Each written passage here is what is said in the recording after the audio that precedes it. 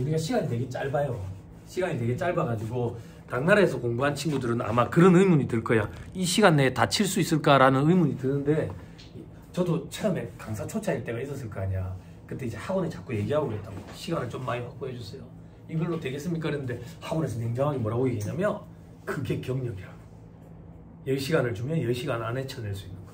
20시간을 주면 20시간 안에 쳐낼 수 있는 거. 그게 경력이고 실력이라고. 그 시간에 맞춰야 돼. 처음에는 그런 게 좀 불만이었는데, 학원에서 그래도 제일 오랫동안 강의를 하고 있는데, 이 학원이 메리트가 그거야. 시수가 짧은 거. 제가 알고 있기로는 전국에서 이 학원이 강의 시수가 제일 짧아. 누구에게나 똑같이 100시간이 주어졌을 때 100시간을 강의 듣는 사람이 있을 거고, 100시간 중에 40시간 강의 듣고 60시간 자기 공부 시간으로 확보하는 친구들이 있을 건데, 그 후자가 합격하는 사람이라고. 그러니까 정말 우매한 수험생들 중에 강의 만약에 오늘 거기 객관식반 강의가 10시간이면 10시간 수업 듣고 집에 가잖아. 집에 가면 그런다고. 오늘 공부 안 했는데 일단 오늘 좀 쉬어야지. 여러분들이 공부한 게 뭐 있는데? 내가 공부했지 10시간 동안. 여러분들은 내가 공부하는 걸 쳐다보고 있었던 거지. 무슨 말인지 이해했죠? 여러분들 공부 시간 확보하는 게 필요하다고. 그래서 강의 시수 짧은 게 저는 바람직하다고 봐요. 그럼 다른 데는 왜 그렇게 강의 시수가 긴데? 저도 강의하면서 경력이라는 게 자꾸 쌓이잖아. 다음에 한 해 지날 때마다 강의 시수 자꾸 길어져. 확실히 할 말이 점점 많아져. 할 말이 점점. 근데 이게 수험생들의 이해를 돕기 위해서 할 말이 점점 많아지고, 저도 실무 경험치가 자꾸 쌓이다 보니까, 그리고 강의 경력도 자꾸 쌓이다 보니까 이런 설명을 조금 더 가미하니까 이해도가 조금 더 높네 라는 생각에 자꾸 할 말이 많아지더라고. 그런데 할 말이 많아지면 많아질수록 학원에 자꾸 강의 수를 더 확보해달라 그랬는데, 가만 생각을 해보니까 당신들은 그 이해를 원하는 사람들이 아니야. 합격을 위해서 왔지. 합격을 위해서 왔지. 그래서 이게 자칫 잘못하면 산으로 갈 수도 있다는 생각이 들었어. 그래서 철저하게 그런 건 쳐내고 합격을 위한 것만. 합격을 위한 것만. 나는 이런 파트가 되게 궁금한데 왜 이런 건 취지를 설명 안 해줍니까? 대학원 가. 대학원. 여기는 철저하게 합격을 위한 것만. 그래서 철저하게 그런 것도 배제를 시킬 거예요. 배제를 시킬 거예요. 자, 칠판 보세요. 아무튼 강의 수가 짧아서 걱정 안 하셔도 된다. 짧은 시간 내에 다 한다 할 거다. 그리고 회계랑 다른 점이 뭐냐면, 여러분들 이제 종합반 때 재무라든지 원가에 대해서는 시험 수준까지 다 한다고. 이 네모가 뭐냐면 요거야, 요거. 제가 항상 얘기하는 거. 유명 강사가 되려면 요렇게 강의하는 강사, 혹은 요렇게 강의를 하면 유명 강사가 된다고. 깊이를 더하든지 폭을 넓히든지. 그런데 그렇게 하면 유명 강사가 될 수 있을지 몰라도 저는 그렇게 강의 안 하고 요것만 강의한다고. 결국에 우리 시험에서는 요 부분, 전형적인 문제를 누가 빠른 시간 내에 정확하게 풀어내느냐, 요 차이지, 생판 처음 보는 아주 어려운 것들, 이런 거를 못 풀었다고 떨어지는 건 아닌데, 우매한 수험생들은 이런 걸 못 풀어서 떨어졌구나라고 착각을 해서 떨어지고 나면 이런 걸 강의하는 학원으로 찾아가게 돼요. 그래서 학원들은 이런 부분을 강의를 하고 싶어 한다고. 수험생들을 끌어들이기 위해서. 근데 나는 100명이 앉아있든 1명이 앉아있든 받는 돈이 똑같아. 받는 돈이 똑같아서 철저하게 요것만 한다고. 요것만. 이게 여러분들한테 편할 거예요. 제가 존경하는 김영덕 회계사님이 그런 얘기를 했다고. 학원에 공부하러 오는 수험생들은 공부를 적게 하고 싶어서 오는 거래. 요것만 배우고 싶어서. 근데 왜 다 안 해주냐고 맨날 푸념 섞인 말을 하니까 김영덕 회계사님이 화가 나가지고 후기, 서평 이런 데다가 디스하는 거지. 수험생들을. 후기를 뭐라고 썼는데, 바보들은 항상 남다른다. Someday will never come. 여러분들이 생각하는 그 언젠가는 절대 오지 않는다. 정말 대단하신 분. 감사하다. 내가 속이 좀 그랬네. 속이 좀. 여러분들이 종합반 때 요거에 대해서 공부를 한다고. 그럼 특별반 때는 이렇게 공부를 했어. 요만큼만. 즉 특별반 때 공부한 걸 다시 처음부터 해가지고 종합반 때 폭과 깊이를 넓히고 깊게 더 하는 거지. 시험 수준만큼. 근데 세법은 좀 다르다고. 세법은 특별반 때 이미 시험 수준까지 다 해. 뭐를? 부가가치세법이랑 소득세 일부. 그리고 종합반 때도 시험 수준까지 다 해. 뭐를? 법인세법이랑 소득세 나머지. 그럼 객관식반 때는요? 객관식반 때는 회계 수업을 들으셨던 분들은 그런 생각을 해요. 뭐지? 혼자 집에서 다 보면서 풀면 안 될까? 세법은 아니야. 회계랑 달라. 회계는 이 정도 깊이 수준을 가지고 문제 실전 연습하는 거지. 물론 문제 푸는 요령도 이제 숙지를 하고 문제의 어떤 유형, 시험에 어떤 유형으로 문제가 등장하는지 그런 걸 또 체득하는 거지. 근데 세법은 뭐냐면 그것도 하지만 개정세법 해야 돼. 이게 시간이 많이 할애된다고. 왜? 우리나라 세법이 전 세계적으로 복잡하기로 유명하거든. 많이 바뀌고. 그리고 되게 혼란스럽잖아. 이럴 때 개정사항이 되게 많다고. 경기도 안 좋고 이럴 때. 그래서 이런 거에 대해서 탑재를 또 해야 되는 거라고. 그 시간이 넉넉치 않다고. 거기다가 기타 자법이라고 얘기하는 여러분들 기타 세법 그것도 탑재해야지. 물론 제가 이걸 도와줄 건 아니지만 무슨 말인지 이해했죠? 그래서 다른 거랑은 달라요. 다른 거랑 시간이 많이 필요하다고. 그런데 기가 막히게도 이 학원이 전국에서 객관식반 강의, 개강이 제일 빨라. 어찌하다 보니까 그래 됐어. 한 주씩 자꾸 땡겨지다 보니까. 그러다 보니까 안타깝게도 책이 나오기도 전에 세법 강의를 해야 되는 그런 일들이 해마다 생겨왔었어. 나한테. 그럼 나는 책이 없는데 어떻게 강의해야 되는데 기획재정부 사이트에 들어가지고 시행령 개정안을 다 긁어 와가지고 여러분들 시험에 영향 미칠 만한 거 그런 것들 제가 추려가지고 안내를 해야 되는 거지. 책이 나올 때까지. 혹은 강의대 회계사님한테 여기 학원에서 연락을 해가지고 마스터본만 먼저 받아가 택배로 받아가지고 그걸 가지고 하다가 나중에 책으로 바꿔주고 이랬었는데 올해는 천만다행히도 세법 수업을 뒤로 미루고 그래가지고 제대로 된 책이 있는 상태에서 시작하는 거지. 천만다행이지. 내가 여러분들은 뭐 매년 똑같지. 그지? 올해는 또 어떻게 이게 가능하냐? 올해는 개정된 게 많지 않아. 수험생들 입장에서는 공부하기 좀 수월은 해주게 하더라. 됐죠? 됐어요? 그 정도 얘기하면 돼. 질문할 거 있어요? 질문할 거? 없지요? 그죠? 마음가짐을 좀 달리 했으면 좋겠다. 이런 거 쉬운 회계랑 다른 거다. 아니 자꾸 쉽다고 하는데요. 기분 나쁘게. 어쩌겠어. 우리는 세법 전문가가 되기 위해서 하는 건데. 근데 안타깝게도 1차 시험에 회계학 과락률이 높다 보니까 회계 공부를 좀 많이 해야 되는 그런 현 상황이지. 근데 우리는 세법 전문가. 회계 전문가가 되고 싶으면 회계사를 해야지.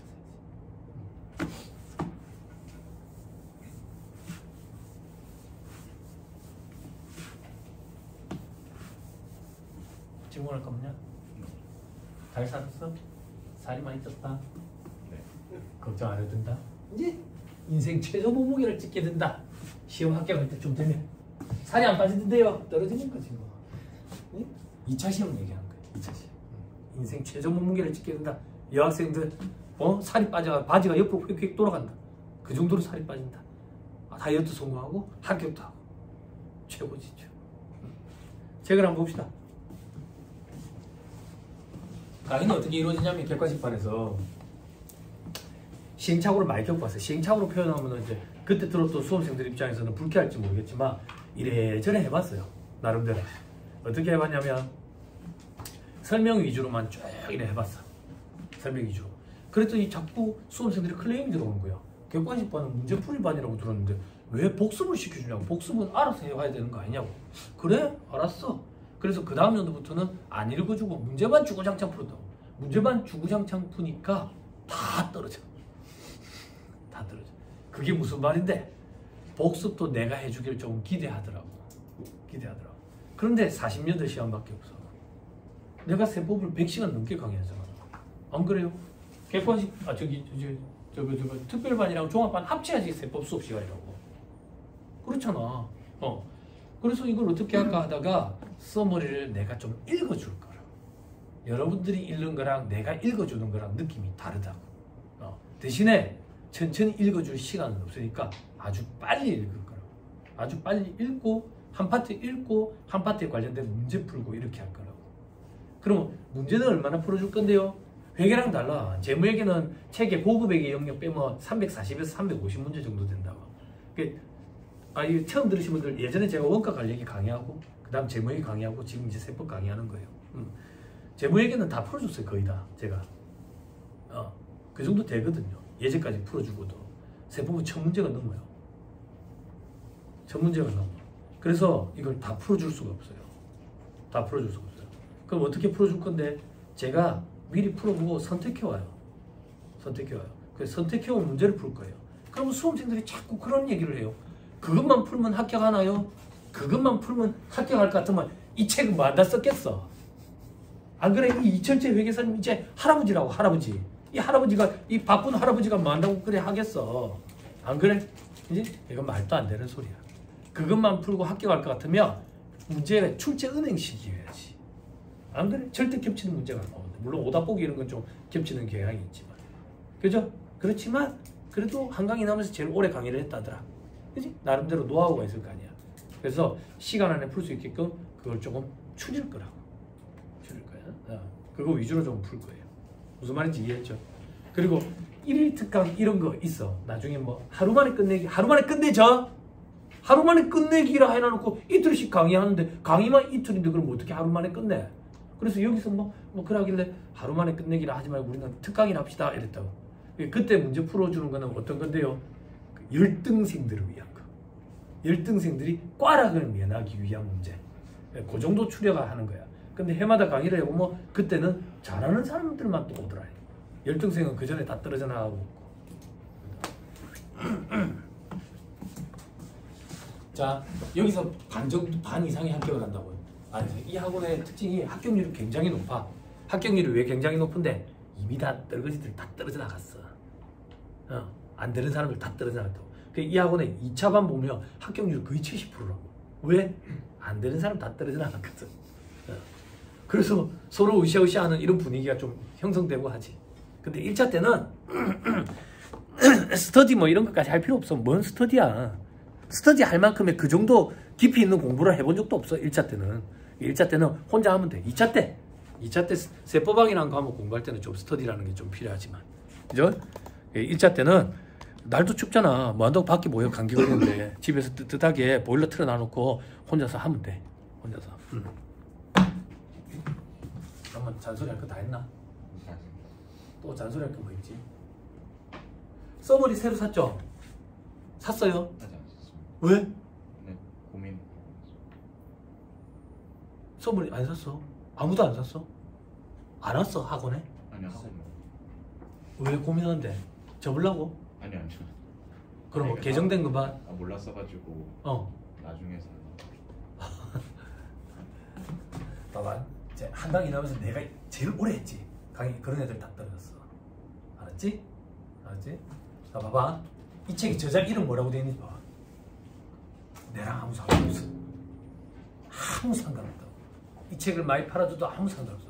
그럼에도 불구하고 이 학원에 들어와가지고 세법 강의 시작하면서 제가 이 책으로 바꿨다고. 저자 재무회계책 김영덕 회계사님 책으로 제가 바꿔놨다고. 여기 원가 관리계 임세진 회계사님 책으로 제가 바꿔놨어. 욕 많이 먹으면서. 이 세 분이 트로이카라고 내가 생각할 때는. 책이 좋아. 되게 좋아. 근데 내가 왜 너한테 매일 얘기하냐면 개정된 것만 내가 탑재해야지 그 정도 능력 안 돼. 갓 합격한 세무사들도 그게 안 돼서 이 책을 현업에서 일할 때 또 산다. 한 몇 년을. 그 정도 능력 안 돼. 개정된 세법 시행령 개정안을 보고 이게 개정됐구나. 이게 미치는 파급력, 영향이 이런 거구나. 그 정도 능력 안 돼. 안 돼. 알았지? 무조건 사야 돼. 무조건. 그러면 필기로 옮겨 쓰는데 일주일에서 2주일 걸린다고. 그래서 항상 필기할 때 포스트잇에다가 써서 붙여놓으랬지. 그러면 이제 그걸 떼서 붙이면 되니까. 그런데 줄 쳐놓은 건 어찌합니까? 혜련이 줄 쳐놓은 거 확인해봤어? 너 이거 썸을 언제 샀어? 왜? 아 그래? 줄 쳐놓은 거 옮겨 치는데도 하루 만에 안 된다. 하루 만에 안 된다. 그러면 수험생들이 어떤 의사결정하냐면 그냥 줄만 치는 거 좀 무의미한데 시간 걸리는데 복습하면서 읽으면서 줄을 옮겨 쳐야지. 아니 그렇게 하지 마. 그러면 2주도 더 걸린다. 2주도 더 걸린다. 그냥 무의미하다고 생각하지 말고 그냥 줄만 막 옮겨 쳐놔. 일단 읽으면서 줄 옮겨 쳐야지. 이게 안 된다고 시간이 많이 걸린다고. 생각보다 되게 오래 걸려. 그러니까 일단 그렇게 해놔야 돼. 그리고 개정세법 탑재 안 된다 스스로. 스스로. 내가 그런 뻘짓 안 해봤겠냐? 이게 부족해가지고 공부할 때 나는 안 된다. 절대 안 된다. 절대 안 된다. 이 책이 많이 팔리고 적게 팔리고 아무 관심 없다. 근데 그렇게 해가 안 된다. 근데 이제 써머리가 아니죠. 그죠? 제목을 좀 바꿔야 되지 않겠나? 어? 스틱! 이렇게. 아니, 봐봐, 이게 상징세를 또 탑재하셨더라고요. 상징세를. 우리 1차 때 보지 않는 그 상징세를. 그지? 그러면 이제 세무사용 써머리 뭐 이렇게 또 나오지 않을까? 아, 그런 시대가 또 오지 않을까? 예전에 처음 써머리 나왔을 때 7,000원인가 그랬던 것 같은데 23,000원. 개론책인 줄 알았어요. 아무튼 요즘에는 그래서 없는 집 애들은 고시국을 보내. 책이 이리 비싼데 옛날이랑 시대 상황이 달라졌지. 돈이 많이 들지. 그래도 제가 듣기로는 세무사 시험 준비하는데 다른 전문자격사 시험 준비하는 것보다 비용이 좀 적게 드는 편이라고 알고 있어요. 써머리 사야 돼. 써머리. 나 학원 비치가 안 되는 줄 알았네. 써머리 다 갖고 계시죠? 그죠? 써머리 맨 앞에 봐봐. 표지에. 표지에 뭐라고 적혀 있어요? 시행령. 그 다음 뭐라고 돼 있어요? 개정안 반영이라고 이게. 개정 있고 개정안이 있어. 개정안은 개정 준비인 거야. 준비. 이렇게 생각하면 돼. 확정된 건 아니라고. 확정된 건 아니라고. 에? 됐죠? 그럼 그리고 시행령, 시행규칙 이렇게까지 바뀌는 걸 우리는 개정세법이 이제 확정이 다 났다라고 표현을 해. 그런데 이 시행령이 2월 말 정도 돼야지 확정이 돼. 2월 말 정도 돼야. 요거까지 확정이 되면 우리가 흔히 볼 수 있는 시중에서 볼 수 있는 책들이 개정 작업이 완료가 되고 시험 문제도 출제가 가능해. 요거는 4월 말 정도 돼야 돼요. 우리는 요때까지 못 기다려. 요 상태에서 책을 바뀐 걸 보는데 시행령이 2월 말 정도 돼야 개정이 되기 때문에 확정이 되기 때문에 그때까지 기다렸다가 책을 못 쓰시는 거야. 수험생들을 위해서 미리 책을 출간을 하셔야 되니까. 그래서 이 바닥에서는 시행령 개정안까지 반영한 상태에서 책을 출간을 해. 왜냐하면 크게 달라지는 건 없을 거거든. 그리고 나서 시행령이 확정이 되면 2세 혹은 3세 이래가지고 개정세법 반영 이런 책이 나오더라고. 개정세법 반영 이거는 시행령까지 확정이 다 된 게 반영된 책이고 시행령 개정안 반영이라고 되어 있는 책은 지금 이 상태다 그 얘기야. 됐어요? 그러면 우리는 어떻게 해야 되는데 기다렸다 책을 사야 됩니까? 그러기엔 너무 늦어. 그러기엔 너무 늦고 그게 확정이 되면 변경사항이 있으면 중요한 변경사항이면 학원 홈페이지에 추록분이 뜰 거야. 그게 없으면 제가 이렇게 얘기할 거로 강의 도중에 책에 시행령 개정안이라고 되어 있는 건 안자를 다 빼버리면 됩니다 이렇게 얘기할 거야. 그대로 확정이 된 거기 때문에. 그러면 새 책을 또 살 필요가 없지. 물론 올해 1차가 안 되면 또 사야 되겠지만. 그지? 그런 일은 생각하고 싶지 않지? 그지? 토익 공부는 또 해야 될 거 아니야. 전 세계 최악이지. 안 그래? 책을 사놔야 돼요. 기다리면 안 돼요. 기다릴 시간 안 돼요. 그때까지. 됐죠? 또 질문할 거.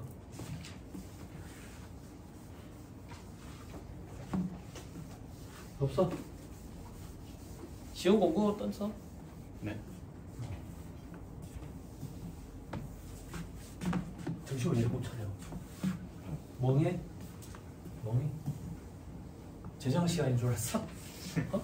재정 시간에 눈을 감고 있어도 이해되는 거 아니야? 응? 재정 강사서 삐끼다 또. 이러지 마.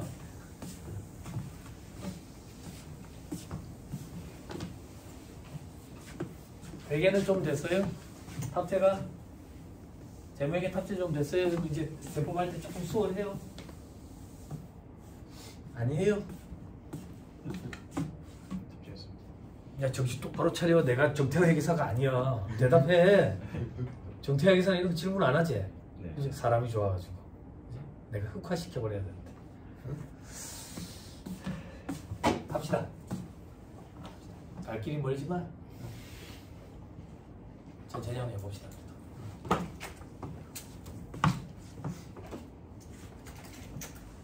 여기 객관식 세법 체계도 보면 설명들이 쫙 이래 있거든. 이건 볼 일이 없어 우리는. 그러니까 서머리를 쫙 읽고, 그리고 강현태 회계사님은 객관식 책을 안 쓰세요. 그래서 강현태 회계사님은 이철재 회계사님 쓰신 이 책을 가지고 강의를 하세요. 실제로도. 그럼 어떻게 강의하시지? 그래서 풀이에 보면 풀이가 두 가지 와꾸로 되어 있어요. 강현태 회계사님 와꾸로 된 풀이도 있고요. 이 저자의 와꾸로 된 풀이도 있고요. 그러니까 강의할 때 같이 쓰시는 거예요. 나중에 금융소득종합과세 파트에 보면 이제 종조계 출자 공동 3자 배당 이런 거 보면 틀이 별해 이래가지고 강현태 회계사님 와꾸도 있다고. 그러니까 볼 때 큰 무리 없으니까 걱정 안 해도 되고, 객관식 책을 안 쓰세요 이분은. 그래서 우리가 이분 책으로 하는 거다. 자, 서머리 봅시다.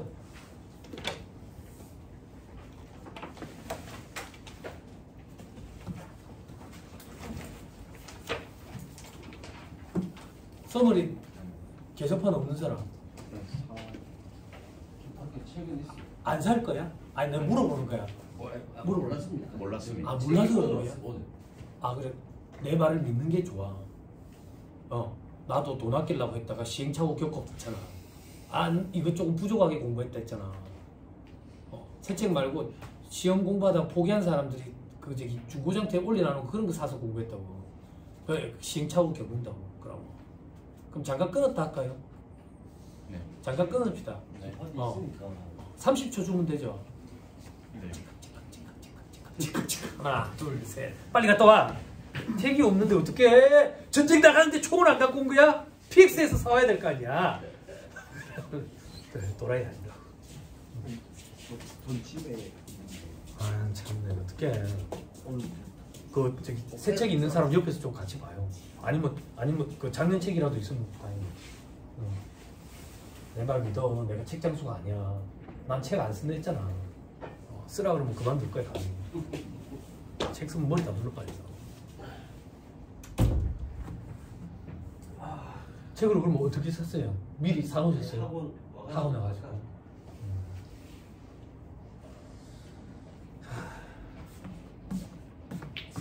재무는 좀 괜찮았어요? 할만해요? 원가도?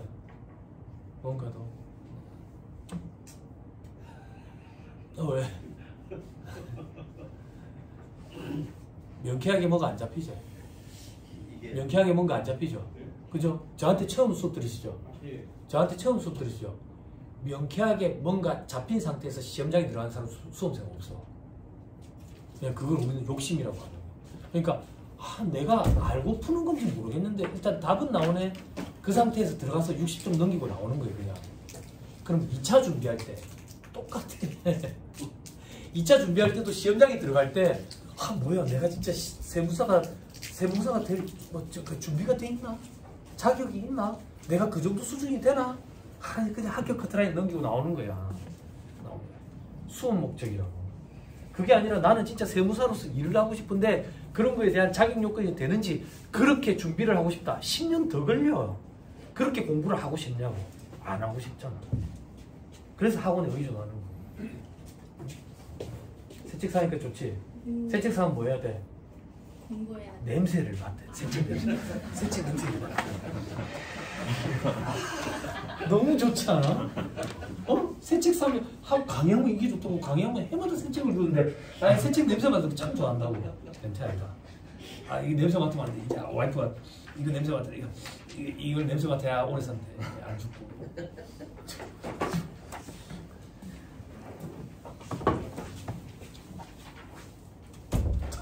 또 나중에 게시판에 막 올리는 거 아니야? 학원에 갔더니 장병수 세무사 책 강매시켰단 말 이렇게. 아니요, 있어야 돼. 수험 기간 때 돈이 아까워서 객관식반 강의 결제도 안 했다 했잖아. 객관식반 혼자 문제 풀면 되는 거 아니야? 답 보면서.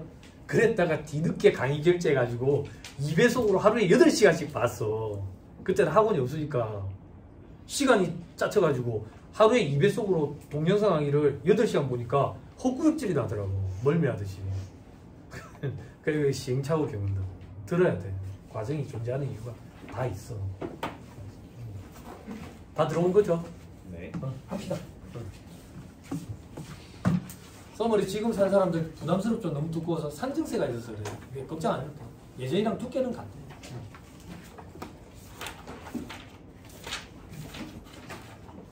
자, 1-1페이지부터 보세요.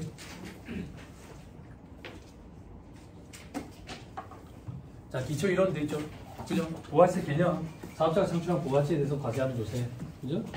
일반 과세자 사례를 통한 과세체계 2의 이 그림 기억나죠? 그래서 밑에 괄호 1번에 소매상의 계산 구조 봐요. 1기, 2기 나눈댔죠? 과세기간 빨리 눈으로 확인해요. 그죠? 부가세법의 과세기간은 6개월이었어요. 그죠? 그래가지고 신고 납부 기한은 무조건 다음 달 25일이었죠. 그죠? 그래서 7월 25일, 1월 25일. 그죠? 됐죠? 넘어갑니다. 하나만 또 잔소리 더 할게. 이거는 복습을 어떻게 해야 됩니까? 그냥 세무사님이 수업 시간에 풀어준 문제를 다시 풀어보면 됩니까? 아니. 공부할 줄 모르고 공부 못하는 사람들 내가 어떻게 하라고 했어요? 학창시절 때 공부해 본 적도 없다. 그래서 공부 방법이라는 거 나 탑재된 것도 없다. 스스로 공부 방법을 찾으려니까 너무 힘들다. 내가 어떻게 하라 했어? 어떻게 하라 했냐, 소냐? 현? 네. 현. 그렇지. 기억하고 있지? 그지? 한 40번 물어보면 기억한다. 잘하는 사람 흉내 내라 했잖아. 그지? 여기서 누가 잘해? 다 고만고만하지 누가 잘해? 내가 제일 잘하지. 집에 가서 내가 강의 때 한 것처럼 그대로 읊어. 집에 가서 써머리를 읊어. 연구 논문에서 본 건데 여러 가지 감각을 동원해서 공부를 하면 장기 기억 장치로 빨리 간대. 그럼 집에 가서 소리내서 읊으라고. 그러면 귀도 자극이 되고 눈, 손으로 쓰면서 하면 시간이 너무 오래 걸려. 눈으로 보는 것보다 말로 읊는 게 시간이 훨씬 더 많이 걸린다. 그렇지만 손으로 쓰는 것보다는 적게 걸려. 눈으로만 보지 말고 그건 깨을탄다 이 바닥에서. 말로 읊으면서 강의 때 내가 읊어주는 거 똑같이 읊고 순서도 똑같이 한 파트 읊고 문제 복습하면서 풀고 그런 식으로. 알았죠? 그럼 이 책은 뭐 한다 썼어요? 이 책은 뭐 문제만 볼 거예요. 문제만 볼 거예요. 자, 다음 페이지 특집. 소비용 부가세 제도 돼 있죠? 그죠? 우리는 대학에서 강의 듣는 게 아니다. 그죠? 수업 목적이다. 총 생산량 소득행위 뭔지 몰라도 된다. 아무튼 우리는 이게 아니라 소비용 부가세 제도에 입각해 있다. 이게 뭔데? 매입세 공제해줄 때 중간재 자본재 불문하고 전부 다 매입세 공제를 해준다라는 거지. 그지? 그리고 우리는 전단계 세공제법에 입각해 있다. 이게 아니고는 전단계 거래공제법. 교수님에 따라서 전단계 거래세 공제법이라고 표현하는 교수님도 있는데 그건 전단계 세공제법을 얘기하는 거랬다. 그죠? 전단계 세공제법은 전단계 거래공제법과 산식으로 뭐 똑같아 보이는데, 그지? 뭔 차이가 있는데 매입세 공제해줄 때 세무계산서로 확인되는 매입세만 공제해준다. 그죠? 자, 그 밑에 국세, 지방세도 있죠. 그죠? 국가가 과세 주체인 국세를 하더라. 그런데 그 중에 74.7%는 국가에서 갖고 오고 25.3%는 지자체에서 갖고 간다. 그럼 우리 시험에 차감하면 납부세액을 계산하시오. 그러면 100을 얘기하는 거지. 이 중에 74.7%, 25.3%로 답안을 구분해보세요. 이렇게 시험 문제 등장하는 한 한 번도 없다. 그러니까 이거는 말문제 보기로만 대비하면 된다. 그죠? 근데 이게 헷갈린다고. 장수생들은. 나도 이거 볼 때마다 헷갈리거든. 이게 과거에는 99% 1%, 95% 5%, 89% 11%, 85% 15% 이렇게 여러 차례 개정이 있었어. 그러니까 이 바닥에서 오래 공부한다고 해서 합격 가능성이 높아지지 않는 이유가 개정이 너무 많아서 그래. 완벽하게 해야 돼. 완벽하게. 지금은 74.7, 25.3이다. 자, 그 밑에 간접세라더라. 간접세 반대는 직접세다. 직접세는 담세자와 납세자가 같은 걸 얘기한다. 제일 대표적인 게 소득세다. 부가세는 담세자와 납세자가 다른 간접세에 간접세에 해당한다. 그럼 일반 소비세, 일반적인 소비에 대해서 과세하는 걸 일반 소비세라 했다. 그럼 일반적인 소비가 아닌 건 특별한 소비지. 그걸 특별 소비세라 했고 지금 시대상에 변모해가지고 개별 소비세라는 명목으로 있다. 이건 2차 시험 과목이다. 그죠? 자, 부가세는 일반적인 소비하는 행위에 대해서 과세하는 일반 소비세다. 법인세, 소득세랑 달랐다. 법인세는 법인 소득세, 법인이 벌어들인 소득에 대해서 과세하는 거예요. 소득세는 개인 소득세, 개인이 벌어들인 소득에 대해서 과세하는 거예요. 과세객체 물건이 소득이었다. 그런데 부가세는 소비하는 행위가 과세객체 물건이다. 됐죠? 자, 그 밑에 다단계 과세 방식. 졸면 안 돼. 졸면 안 돼. 강의를 1년 넘게 저한테 수업을 듣다 보니까 이렇게 윽박지르는 게 자장가로 들린다더라. 자장가로. 그죠? 근데 왜 졸리는데? 체력이 빠져서 그렇다. 이미 지금 체력 다 빠져있다. 여학생들 중에 운동 안 하는 여학생들 지금 아마 다리 다 골아 있다고. 시험 임박했을 때 밤새 못 한다. 벼락치기 공부가 안 되는 과목이지만 양이 많아서 그렇지만 그럼에도 불구하고 시험 임박했을 때 바짝 쪼오는 기간이 필요하다. 그때 바짝 쪼오는 기간에 밤을 새서 공부하고 싶거든. 근데 내 의지와 다르게 몸이 안 따라주는 거야. 운동해야 된다. 운동. 그리고 정자세로 앉아서 책을 봐야 오래 앉아서 볼 수 있다. 우리가 하도 정자세가 아닌 상태가 몸이 익숙해져 있거든. 그래서 지금 갑자기 정자세를 하면 도리어 불편하지만 습관을 들여야 된다. 그럼 어떻게 정자세가 될 수 있는데 어쩌겠노? 이 학원의 제일 장점이 지금 봐봐 빈자리가 많잖아. 그치? 너 혼자서 3칸 지금 차지하는 거 이거 원래 3칸이야. 몰랐지? 네. 3자리 차지하고 있잖아. 지금 소연이 봐봐라. 혜련아 나중에 여기 처음 오신 오빠랑 언니가 아니면 잠깐. 동성, 이성에게 그거 춤춰 좀 가르쳐줘. 그거 모가지 늘어나는 독서대. 저 독서대 저거 원목 이거 곰팡이 피고 안 좋거든 여름에. 저 요즘에 아크릴로 된 거 저렴하고 높이 조절되는 독서대. 요게 정자세로 앉아서 볼 수 있어요. 눈의 피로도 덜하고, 시력 다 가고 충농증 온다고. 저렇게 앉아가지고 책을 보면 정자세로 앉아서 책을 보면 오래 앉아 있을 수 있어. 그리고 엎드려서 책 보는 거 좋아하는 사람이 있어. 엎드려서 책 보는 거 좋아해. 이 충농증 온대. 차라리 누워서 책을 봐. 그러면 이제 책을 보면서 이제 꿈나라로 가잖아. 그 꿈속에서 책을 계속 보는 거지. 나중에 여러분들이 2차 시험 때 그걸 경험하게 되거든. 2차 시험 때 아침에 일어났을 때 뭐가 짜증나는지 알아? 뭐가? 꿈속에서 원가 회계 문제 풀고 있었거든. 아침에 일어났는데 문제 풀어놓은 게 없는 거야. 짜증이 확 나지. 꿈속에서 풀어가지고. 그럴 때는 저는 돈이 없어서 못 샀는데 요즘에 세상이 얼마나 좋냐면 누워서 보는 독서대 있다. 누워서 보는 독서대. 검색어에 뭐라고 넣어야 되는지 모르겠는데 원래 용도는 요거 패드 끼우는 거야. 패드 끼우는 거.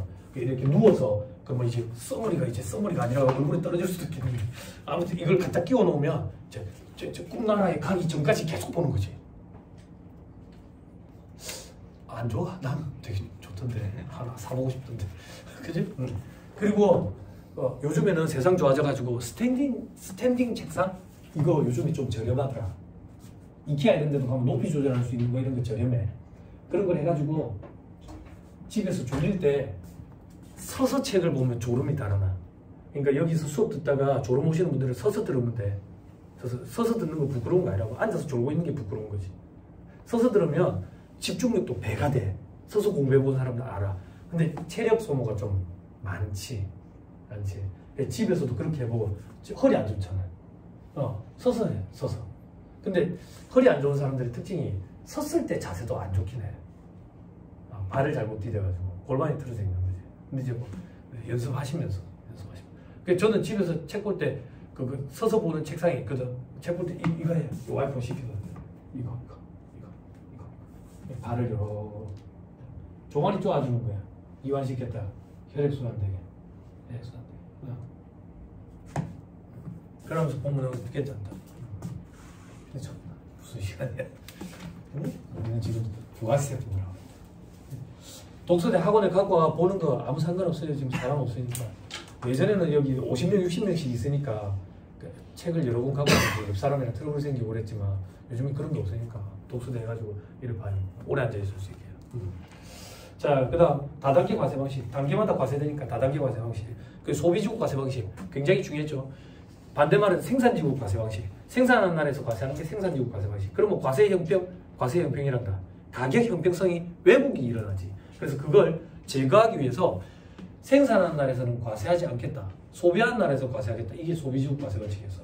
그러면 생산지국에서 과세하지 않으니까 이론상 타당한 방법은 면세라고. 그럼에도 불구하고 우리나라는 삼면이 바다로 둘러싸여가지고 대외주도가 굉장히 높기 때문에 면세가 이론상 타당함에도 불구하고 영세율을 적용해준다 했었지. 그럼 반대로 소비하는 나라에서 과세해야 되니까 생산하는 나라에서 과세 안 된 물품을 수입했을 때는 우리나라에서 과세해야지. 우리나라에서 무조건 과세해야지. 그지? 그래서 사업자에 국한하지 않지.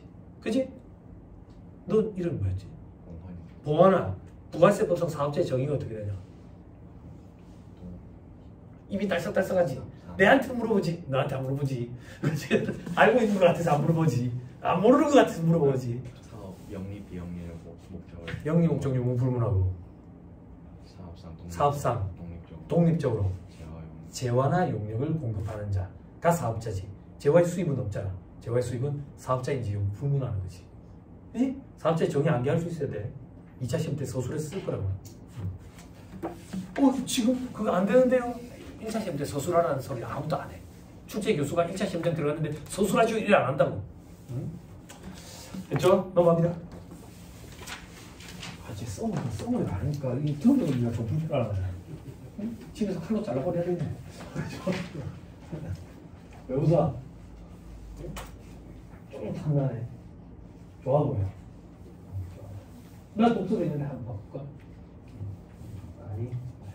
자, 다음 페이지 총칙, 목적과 용어의 정의되어 있죠. 좋은 목적이 있죠. 그죠? 용어도 우리는 다 정리가 돼 있죠. 그 중에 간이가세자만 좀 보자. 직전년도 공급대가 합계액이 1억 400에 미달하는 개인 사업자를 이제 간이가세자라고 하죠. 그죠? 이것도 예전에 공부하신 거 좀 주의하시고. 예전에 4,800, 8,000, 1억 400 이렇게까지 지금 박혀있다. 됐죠?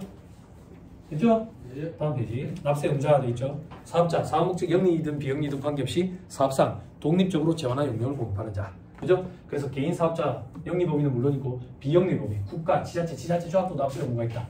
그죠? 형님. 국가나 지자체 조합을 법인세법에서 어떻게 취급해요?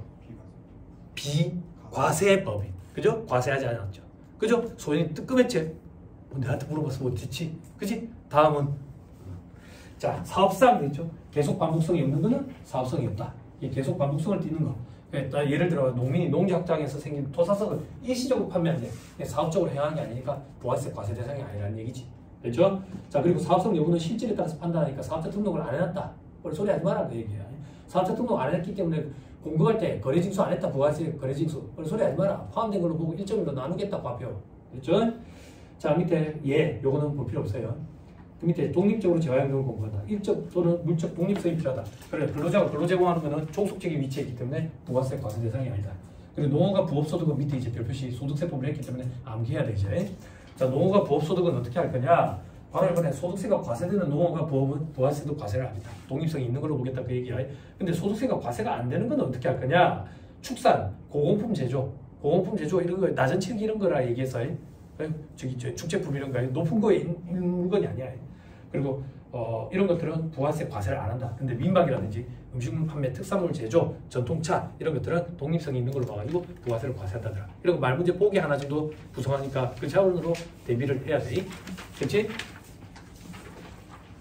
됐죠? 네. 삐리삐리 고삐리들 있나? 아직도 샤프 쓰는 사람이 있어요? 그죠? 삐리삐리 고삐리. 근데 어쩌냐? 얼마 전에 이제 초등학생 자녀를 두고 있으니까 초등학생 자녀를 두다 보니까 아트박스를 갈 일이 생겨. 아트박스는 예전에 이제 와이프랑 데이트할 때 그냥 옆에 서 있던 그런 데가 아트박스였는데 이제 애들이 있으니까 아트박스를 가는데 이제 애들이 다이소보다 아트박스를 좋아해. 가가지고 Z3는 뭐 비싸더라. 1,800원인가 돼 있대. 그래도 어쩌겠어. 학교 갈 때까지 20자루 정도 쓰면 충분해. 그럼 20자루면 얼마야? 36,000원이야? 그 정도면 됐지 뭐. 돈 많이 드는 거 아니잖아.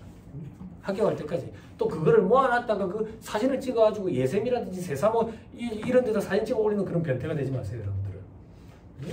뭐 어쩌라고. 안 그래? 그걸 왜 뭐하러 그니? 후배한테 물려줄 거야? 안 그래? 이상한 애들 꼴짝하고. 자, 사업세 구분 보세요. 다음 페이지. 사업자와 미사업자 돼 있죠? 그죠? 과세사업자, 면세사업자 돼 있는데 과세사업자는 개명사업자 포함되고요. 그리고 영세율 사업자도 과세사업자에 들어가죠. 그죠? 이건 어떤 의미냐면 여러분들이 나중에 현업에서 일을 해보면 알겠지만 일반 과세자 이래 돼 있지 개명사업자, 영세율 사업자 이렇게 표기가 안 돼. 사업자 등록증에. 그 얘기를 하는 거다 이렇게 생각하면 돼. 자, 밑에 신탁관리 납세 문서는 돼 있죠. 그죠? 어렵지만 해야지. 그죠? 신탁이 정의돼 있죠. 이런 거 시험에 나오는 게 아니에요. 그냥 맡기는 거예요. 맡기는 거. 여기서 굴린 이익금을 나는 분배를 받는 거죠. 자, 다음 페이지. 신탁관리 납세 의무 요약. 요약은 여러분들이 보시는 거고요. 자, 밑에 신탁관리 납세 의무자. 원칙이 과거에는 위탁자가 원칙이었다고. 수십 년 동안 그렇게 해오다가 2018년, 16년 대법원 판례 나오면서 수탁자가 납세 의무자 원칙으로 바뀌어버렸다고요. 자, 이제 수탁자가 납세 의무자다. 왜? 이거는 소비하는 행위에 대해서 과세하는 거지 소득이 귀속자를 가릴 필요가 없다라는 게 대법원의 판례의 요점이야. 자, 그 다음 밑에 옆에 보시면 신탁재산과 관련된 재화용료를 공급하는 데에는 수탁자가 납세 의무자다. 근데 공동수탁자의 연대납세의무도 있죠. 수탁자가 둘 이상이래. 그럼 공동수탁자는 연대 납세 의무가 있다 그 얘기야. 됐죠? 됐죠? 연대 의무라는 거 공부했죠? 그죠? 어디서 들어봤냐? 자, 회계 시간에 연대라는 표현을 어디서 들어봤어요? 혜련이 아닌가? 맞지? 그럼 대답해. 자, 회계에서 어디서 들어봤냐고. 충당부채. 충당부채 뭐 할 때? 연대 보증을 섰을 때. 연대 보증 섰을 때. 그치? 친구한테 돈 빌려서 친구 아닌데 그랬더니 보증을 서달라네? 근데 내가 보증을 서줬어. 알고 봤더니 니도 보증을 서준 거야. 그럼 이 친구는 이제 우리 둘이가 보증을 섰으니까 중국으로 갈 거 아니야. 그치? 그럼 얼마 갚아야 되는데? 100억이래. 니랑 내랑 연대 보증을 섰어. 그럼 니는 얼마에 대한 의무가 있냐? 100억 50. 얘가 왜 잘못된 공부를 합니다. 연대 보증이라는 거는 그 채무 전체에 대해서 책임을 지는 거야. 100억이라고. 나는 얼마 책임이 있어? 100억이라니까? 근데 나는 그런 생각하는 거지. 쟤가 50억은 갚겠지. 그럼 일단 50억은 무조건 갚아야 되네? 50억은 충당부채를 계산하는 거지. 나머지 50억은 저것도 도망가버리면 어떻게 하지? 우발부채로 공시하는 거지. 그지? 연대채무라는 거는 전체에 대해서 다 책임을 지는 거라고. 근데 세법에 보면 내 한도가 있는 연대채무들이지. 그런 것들이 독특한 것들이라고. 세법은 특례법이기 때문에 우선 적용을 해. 그걸 공부하다 보니까 여러분들이 한도가 무조건 있겠지라고 착각한다고. 원래 연대책임이라는 거는 채무 전체에 대해서 책임을 지는 거예요. 자, 밑에 괄호 2번에 예외. 위탁자를 납세의무자로 하는 경우도 있죠. 그죠? 자, 어느 하나에 해당할 때는 위탁자가 납세의무가 있다. 동그라미 1번. 위탁자 명의로 한대. 지꺼다 그 얘기야. 지꺼다. 동그라미 2번. 위탁자가 실질적으로 집에 통제한대. 지꺼다 그 얘기야. 그 얘기. 그리고 동그라미 3번에 대통령령으로 정하는 경우도 있죠. 그죠? 이런 것까지는 보지 말자고. 됐죠? 자, 이제 스트레스 착 받죠. 공부가 어느 정도 됐으니까. 아는 게 없을 때는 스트레스도 안 받아. 아는 게 많아야 헷갈리고 짜증나거든. 회계에서 통제라는 말이 참 힘들죠. 그죠? 그죠? 소연아, 너한테 기회가 왔어. 재무회계 영역에서 언제 통제라는 표현을 좀 들어봤어? 싸늘하다. 그지? 다른 수업이랑 다르잖아. 내 수업 때는 대답을 안 한다고 넘어가 주지? 내가? 어? 혜련이가 언니니? 소연이가 언니니? 너가 언니야? 너가 언니야? 그래, 언니니까 너가 대답해줘봐. 그래. 동생이었으면요? 동생이니까 대답해줘봐. 통제. 자산의 정의 일단 통제 있지. 그치? 금융자산에서 통제라는 표현 들어봤지? 무슨 파트에서 들어봤어? 넌 책임 없니? 네. 오빠니? 동생이니? 저 나이. 응? 나이가. 저가 더 많습니다. 아, 너가 더 많아? 너가 더 많으니까 그럼 대답해봐. 금융자산에서 금융자산에. 통제. 언제 들어봤어요, 형님?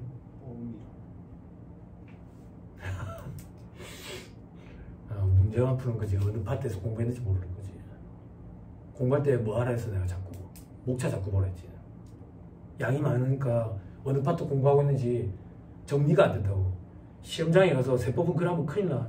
부가세 문제 푸는데 소득세 자꾸 또 올리고 있다고. 답 없다고. 그게 정리가 안 돼 있는 거니까.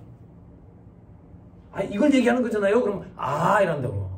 우쪽에서 시험장에 가서 이걸 얘기하는 거잖아요 라고 얘기해 준 사람 아무도 없다고. 금융자산의 제거 요건에서 공부했을 거 아니야. 어?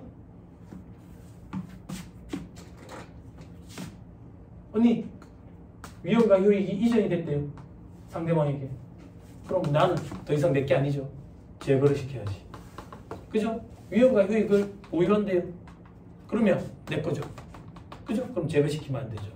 위험과 효익을 이전하지도 보유하지도 않았대. 그럼 어떻게 해? 통제하는지 여부에 따라서 달리지. 그지? 통제가 불가능하대. 그러면 제거시키는 거지. 통제가 가능하대. 그럼 어떻게 해? 어? 이게 지속적 관여잖아.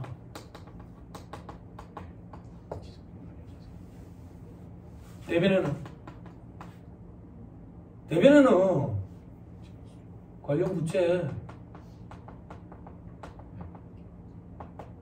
안 배웠어? 그래, 거짓말하면 안 되지. 나쁜 사람이지. 그지? 배웠는데 뭐라고? 기억이 안 나는 거지. 그지? 시험장 가서 문제 옆에다가 쓰는 거지. 배웠는데 기억이 안 납니다. 그죠? 출제 교수님이 절대 쳐다보지 않을 거야. OMR 마크, 광학 마크 판독기가 여러분들 답안을 본다고. 떨어지는 거지. 응? 어떻게 해야 공부를 할까? 여러분들이 올해 시험장에 가든 내년 시험장에 가든 이게 시험 문제 나와라. 이래야 공부를 하지. 응? 이게 어려운 개념이지 이거. 그지? 금융자산 2파트가 쉬어가는 코너인 줄 알았지? 응? 굉장히 어렵다고. 그때 통제란 말을 들어봤을 거야. 신시간 과제 시간 시간이 어디 있어? 중국에 기침표를 했고 확인해야 될 거 아니야. 또 학원에 있다. 학원. 이런 것도 얘기해 줘야 되나? 학원. 학원. 어딘지 알겠니? 네. 확인해 봐라. 자, 다시 돌아옵시다. 다음 페이지. 다음 페이지 별표시 이번에 수탁자를 납세음자를 하는 경우 적용되는 규정이라 돼 있죠. 그죠? 사업자 등록 신청. 수탁자가 납세음자가 되는 경우에는 수탁자는 해당 신탁 재산을 사업장으로 봐 사업자 등록 신청을 해야 된다. 신탁 재산 자체를 그냥 사업자 등록 물건으로 봐버린다고. 장으로 봐가지고, 그죠? 그리고 우리 법인과세 신탁재산에서는 신탁재산 자체를 법인으로 의지해버렸잖아. 그래서 법인과세 신탁재산이라는 표현을 썼었지. 기억나요? 그죠? 자, 그리고 예외도 있죠. 그죠? 둘 이상인 경우에는 그냥 업무 종괄하는 장소에서 한다더라. 됐죠? 나머지 이런 거 보지 맙시다. 너무 구석지니까. 됐죠? 저 밑에 3번에 신탁 관련 제2차 납세 의무, 물적 납세 의무. 자, 아직 기타 자법에 국기법이 떴는지 안 떴는지는 모르겠어요. 국세기본법이라는 데서 제2차 납세 의무, 물적 납세 의무 이런 거를 공부하게 되거든. 좀 어려운데 아무튼 그때 할 거지만 우리는 미리 조금만 보면 수탁자를 납세 의무자로 하는 경우에 이게 원칙이잖아요. 그때 수익자를 제2차 납세 의무를 지우는 경우가 있다고. 어떤 경우인데 수탁자를 납세 의무자로 하는 경우에 수탁자가 납부해야 되는 세금이 있어. 부가가치세, 강제징수비. 강제징수비, 체납청, 처분비, 강제징수비를 용어가 받게 되잖아요. 이거를 신탁 재산으로 충당을 해서 갖다 팔아치워가지고 그래도 부족하다. 그런 경우에는 수익자가 받아간 수익이 있을 거 아니야. 그걸 갖고 와가지고 세금에다 충당하겠다 그 얘기야. 그때 수익자는 제2차 납세 의무를 진다 이렇게 표현하는 거지. 근데 요건이 뭐냐? 동그라미 1번 신탁 설정 이후에 법정기일이 도래하는 재산과 관련해서 발생한 거여야 돼. 법정기일이라는 게 채권의 설정기일과 동일한 개념이야. 그런 건 이제 국기법에서 공부해. 그냥 날짜다 이렇게 생각하면 돼. 세금의 날짜다 이렇게 생각하면 돼. 채권의 날짜다 이런 게 설정기일이고 그런 날짜를 왜 정하는데 봐봐. 얘한테 돈을 빌려준 사람이 이렇게 여러 명이 있어. 얘가 이제 돈을 못 갚겠다 이라 파산을 한 거야. 그럼 얘 재산을 이제 경매에 팔아치워가지고 나눠붙여야 될 거 아니야. n분의 1로 나눠붙이는 게 아니라고. 얘가 먼저 빌려줬을 때 얘 먼저 갚아준다고. 누가 먼저 빌려줬는데 날짜 따져봐야 된다고. 그 날짜가 설정기일이고 세금에도 그런 날짜가 있다고. 조세채권에도. 그걸 법정기일이라고 해. 이거 자꾸 설명하면 국기법으로 가게 되니까 그런 건 여러분들이 나중에 탑재하시면 돼요. 넘어갑니다.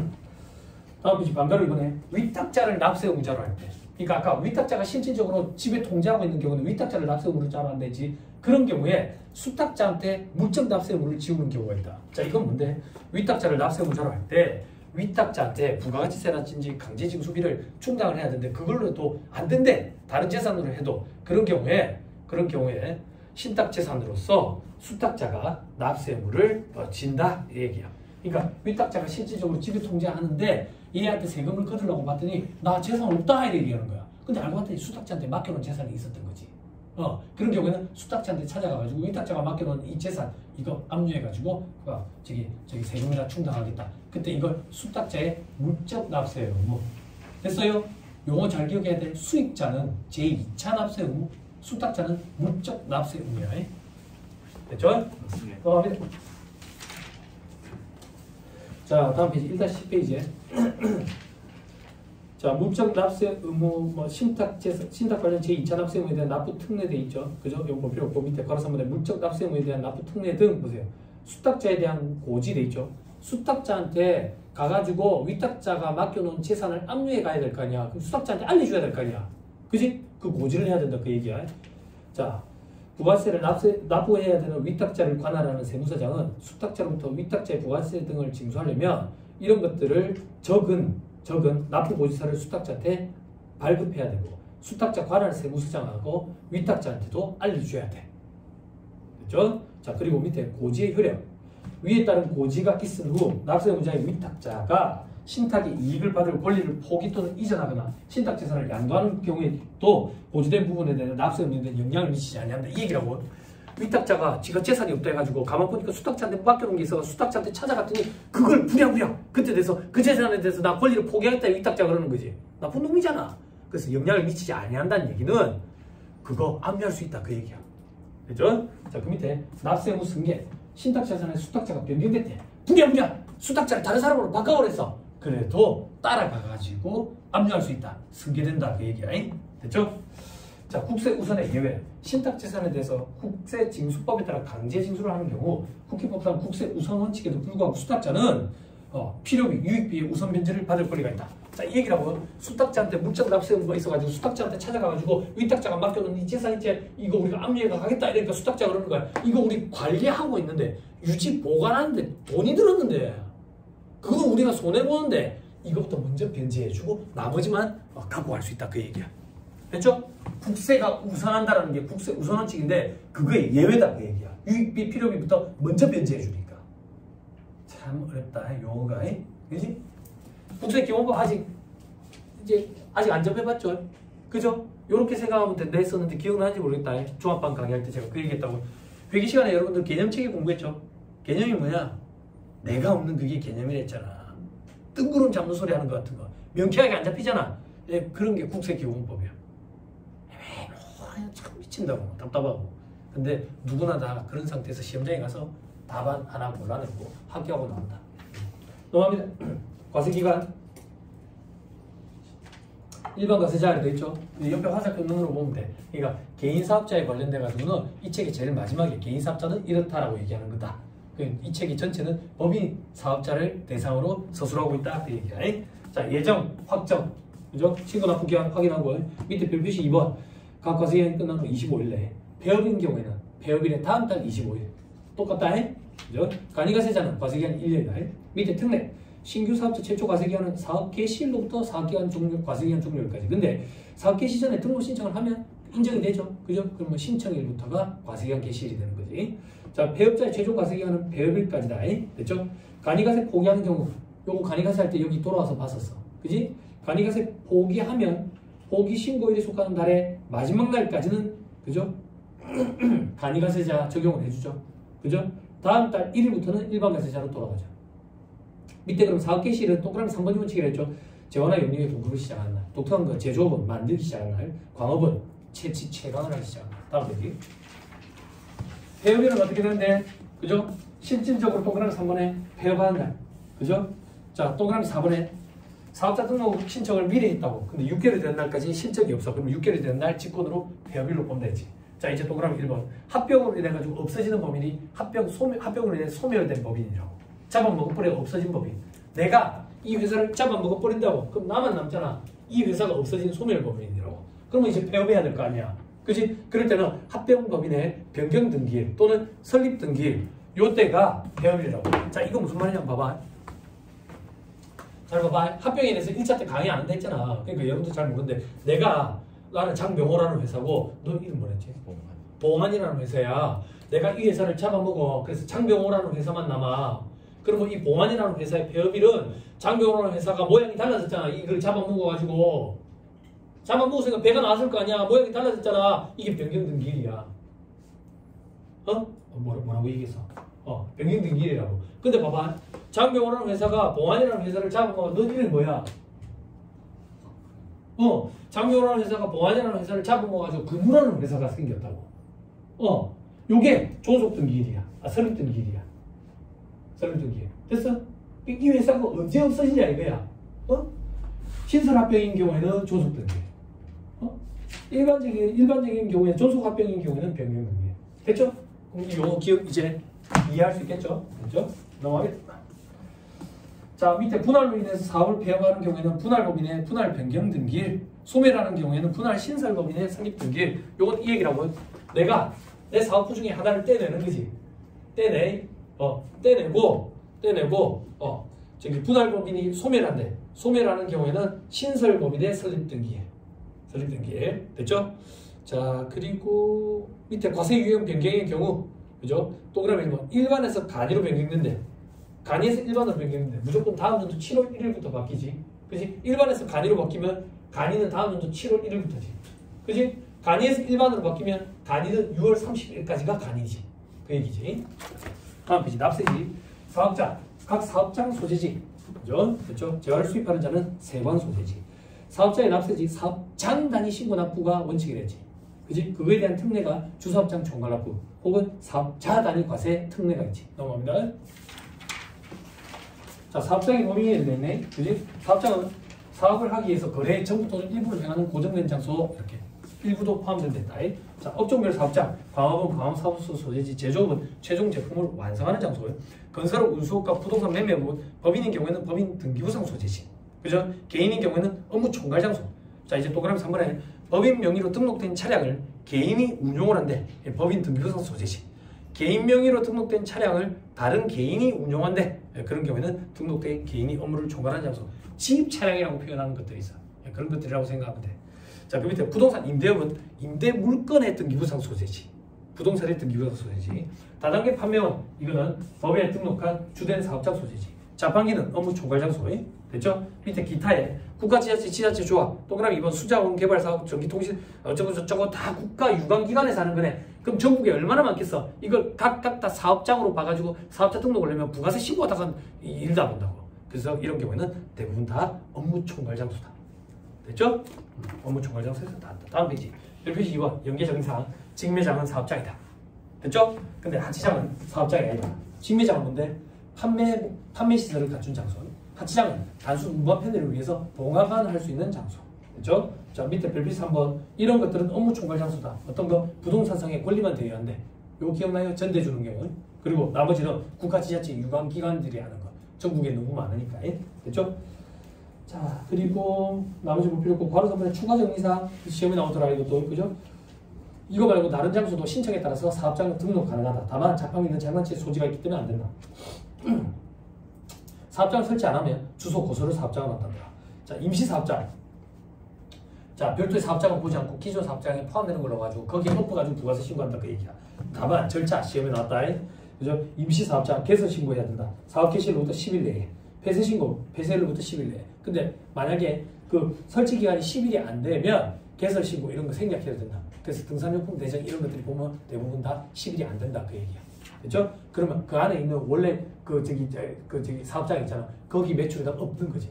혹은 백스코 무슨 카페 박람회 이런 거 하면 거기서 매출이 일어나지 원래 자기 사업장에다가 매출에다가 엎어가 신고한다 그 얘기야. 됐어요? 근데 이게 시험에 등장한 적이 있거든. 그래서 좀 봐야 돼. 넘어갑니다. 자, 분리상 사업장이 있는 경우 사업장 단위 과세 특례. 사업장 단위 과세가 원칙이고 이거에 대한 특례 밑에 주사업장 총괄 납부와 사업자 단위 과세. 주사업장 총괄 납부는 말 그대로 주사업장에서 총괄해서 납부 환급만 총괄하는 거지. 그래서 나머지 일반적인 의무는 다 사업장별로 해. 사업자 단위 과세는 사업자 단위로 사업자 등록증 자체를 바꾸는 거야. 그럼 사업자 등록 번호도 하나니까 모든 거라는 얘기는 세금서 발급이라든지 그리고 부가세 신고라든지 이런 게 다 한 개의 사업장에서 이루어진다고. 됐죠? 자, 요건에 보니까 신청만 하면 돼. 사업자 단위로 등록해야 되고 그때 주사업장 총괄 납부는 법인인 경우에는 본 지점 중에 선택 가능하고 개인은 주사부서. 사업자 단위 과세는 법인인 경우에 선택 불가능하고 본전만 가능해. 요게 시험에 비교하는 형태로 잘 등장하더라. 적용 강제기간, 별도의 적용 강제기간 규정 없고 포기 신고하면 총괄 납부 가능 혹은 원칙으로 돌아가. 됐죠? 요게 시험에 이런다고. 포기 신고할 때 신고를 하고 승인을 받아야 된다더라. 적용할 때 승인을 받아야 된다더라. 그러면 그럴듯하다고. 관할 지방구세청장의 승인, 관할 세무서장의 승인 이런 말이 나오면 그럴듯하다고. 현혹되면 안 돼. 완벽하게 해야 돼. 됐죠? 됐습니다.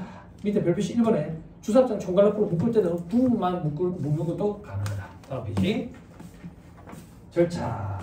자, 주사업장 총괄 납부는 계속 사업자는 적용 과세기간 개시 20일 전까지. 사업자 단위 과세도 동그라미 2번에 개시 20일 전까지. 암기하기 편하네. 근데 신규 사업자가 좀 다르다. 사업자 단위 과세는 신규 사업자는 사업 개시로부터 20일 내에 하면 돼. 하나로 묶어버리면 된다고. 근데 주사업장 총괄납부는 주사업장의 사업자 등록증을 받은 날부터 20일 내에.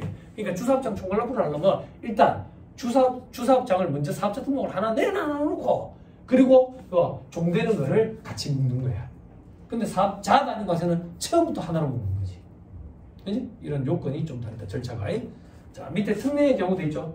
특례는 뭐냐면 새로운 사업장을 하나 개설하면서 지금부터 개설과 동시에 하나로 묶고 싶은 거야. 묶을 수 있다고. 요건이 뭔데? 추가 사업장의 사업 개시일부터 20일 내에 묶어야 돼.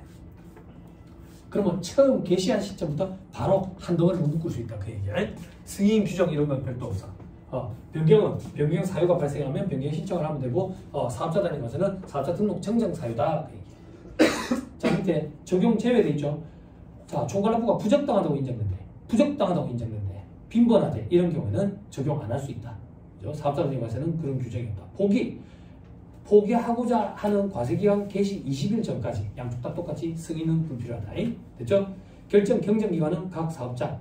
왜? 각 사업장마다 신고 납부 의무가 있으니까. 됐죠? 납부한 것만 충분하니까. 자, 사업자 단위 과세는 본점 주사무소 관할세무서장이 결정 경정을 한다. 넘어가면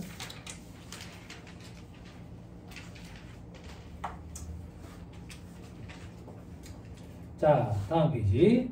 별표시 6번 봐봐. 별표시 6번 앞에 페이지 다시 돌아와가지고 어디에 달려있는지 빨리 봐봐요. 별표시 6번은 주사업장 총괄납부의 변경 거기에 달려있어요. 다시 돌아와서 별표시 6번. 변경 사유별로 변경 신청서를 제출하는 관할 세무서장을 별도로 정한다. 예를 들어서 종된 사업장을 신설하는 경우는 그 신설하는 종된 사업장 관할 세무서장이 제출해야 돼. 이게 수험생들이 많이 착각을 해. 봐봐.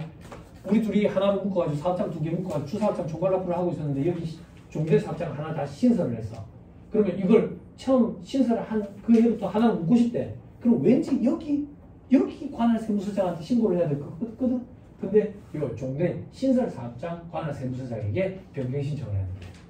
됐어요? 이게 시험에 한 2번 정도 등장한 적이 있어요. 됐죠?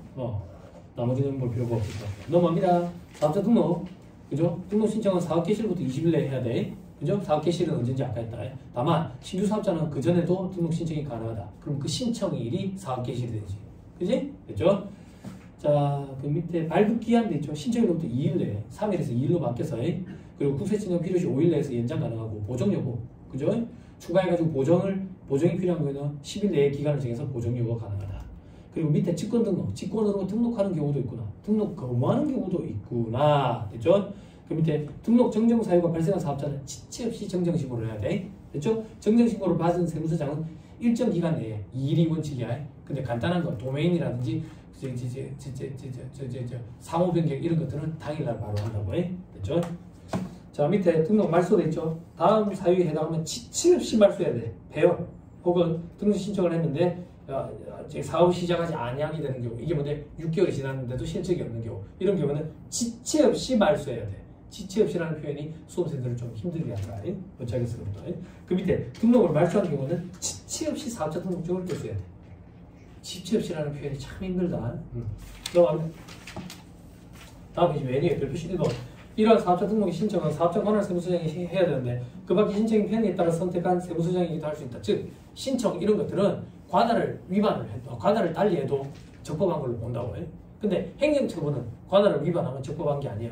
불복의 대상이 되지. 그렇죠? 자, 밑에 별표시 3번에 동그라미 기억. 소득세법 법인세법에 따라 등록한 면세사업자가 추가로 과세사업을 경영하는 경우 사업자 등록 정정식을 제출하라며 부가세법 사업자 등록을 신청한 걸로 본다 되겠지. 그렇지? 면세사업자는 부가세법상 납세문제에 해당하지 않아. 부가세법상 납세문제에 해당하지 않는다는 얘기는 부가세법상 재반 의무를 부담하는 의무가 없거든. 그 재반 의무 중에 사업자 등록 의무도 있다고. 그러면 부가세법상 면세사업자는 사업자 등록을 안 해도 되는 거야. 근데 사업자 등록을 실질적으로 다 내거든. 왜? 부가세법에서는 사업자 등록 의무가 없지만 법인세법, 소득세법상 사업자 등록 의무가 있다고. 그래서 사업자 등록은 이미 다 내놔놓거든. 근데 그 상황에서 이제 과세사업을 하고 싶은 거야. 그럼 부가세법상으로는 과세사업 하려면 사업자 등록을 해야지. 근데 사업자 등록 이미 다른 법에 의해서 내놓는 게 있지. 그래서 사업자 등록 정정만 하면 된다 그 얘기야. 됐죠? 현업에 일을 해본 적이 없기 때문에 이런 것들이 무슨 표현인지 생소하다고. 수험생들 입장에서는, 학생들 입장에서. 자, 그 밑에 동그라미 이은 개수세, 교통에너지 환경세법에 따라서 개업신고, 폐업신고, 등록사업 변경신고, 사업자 단위과세, 사업자 신고, 양수 합병신고를 상속 합병신고를 한 경우에는 각각 부가가치세법에 따라 이런 신고를 이미 한 걸로 보겠다. 그걸로 가름하겠다. 재차 안 해도 된다. 그 얘기야. 됐죠? 됐습니다. 자, 밑에 별표시 5번에 두 번째 점. 사업장과 주소지가 동일한 사업자. 그러니까 집에서 사업을 하는 거야. 집 주소가 사업장이라고. 이런 경우에는 사업자 등록 신청 또는 사업자 등록 정정신고서를 제출하면서 주소가 변경되면 사업장의 주소도 변경된 것으로 동의한 경우에는 전입신고를 하면 사업자 등록 정정신고서를 제출한 걸로 본다. 자, 이게 뭐냐면 나는 집에서 사업장을 영위하고 있다고. 이때 내가 이사를 가. 이사를 갈 때 전입신고를 달리할 때 여기에 동의를 체크를 딱 하면 사업장도 그냥 자동으로 정정신고가 이루어진다. 국가유관기관들끼리 연동이 돼가지고 편하지. 그렇죠? 됐습니다. 밑에 별표시 6번에 아까 신고일 당일 재발급하는 경우에는 상호 변경, 도메인 이름 변경. 그 외의 정정 사유는 2일 내에서 재발급한다. 됐죠? 됐나요? 네. 됐어요? 자, 이 정정 사유에 보니까 이런 것들이 있다. 동그라미 2번 수합의 종류의 변경이 있대. 업종 변경되는 거예요. 그리고 사업장을 이전한대. 주소지가 사업장이 달라지는 거예요. 그리고 상속으로 사업자 명의가 변경되는 경우, 이런 경우. 그거 말고 사업자 명의가 변경되는 경우는요. 이런 건 사업자 등록 정정 사유가 아니라 폐업하고 새로 등록해야 되는 거예요. 등록해야 되는 거예요. 법인의 대표자가 변경됐다. 이건 사업자 등록 정정 사유라고. 근데 개인 사업자가 명의가 변경됐다. 이거는 개인 사업자가 나는 이제 더 이상 그 장사를 안 하는 거기 때문에 폐업 신고를 해야 되고 얘는 그리고 사업자 등록 신청을 해야지. 신규로. 그렇게 되는 거야. 됐죠? 다음 페이지. 미등록 시 제재. 등록 신청적 매입세 불공제, 신청적 매입세금 불공제한다. 다만 공유시에 속하는 과세의 종료일 20일 내에 등록 신청을 하면 했대. 신청일로부터 역사내가 기산일 1월 1일, 7월 1일 이내의 것은 매입세 공제가 된다. 기억나죠? 자, 그 밑에 미등록 가산세. 개시일로부터 신청일 전끝까지, 직전일 것까지, 그죠? 거기에 공급가액의 1%. 이거를 미등록 가산세로 부과를 한다. 그죠? 다음 페이지 여러분들 복습하시고 그 다음 휴폐업 신고 갱신 발급되죠. 휴폐업 하거나 이럴 때는 그 다음 줄에 지체 없이 해야 된다. 그죠? 다 있네요. 자, 객관식체 5-12 조금 쉴까요? 화장실 안 갔다 올까요? 화장실 좀 갔다 옵시다. 잠깐 쉬었다 합시다.